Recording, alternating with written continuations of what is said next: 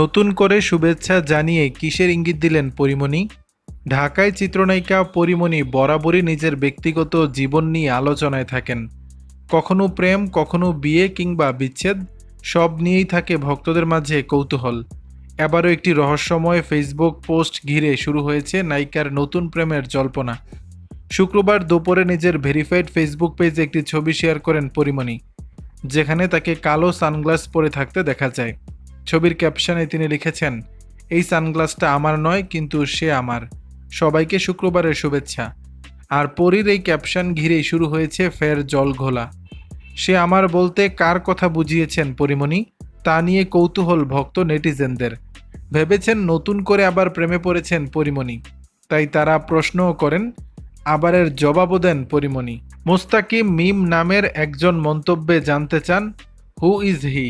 উত্তরে পরীমণি হেসে লিখেছেন, আপনি। আর পরীর এই জবাবেই হাসির প্রতিক্রিয়া জানান নেটিজেনরা। অন্য একজন জানতে চান, আপনার কতজন সে লাগে?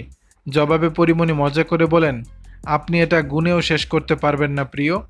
তবে নায়িকার এই রসিকতাপূর্ণ মন্তব্যগুলো বেশ উপভোগ করেছেন অনুরাগীরা। যদিও পরীমণি স্পষ্ট জবাব দেননি আদতে কার কথা বুঝিয়েছেন পোস্টে।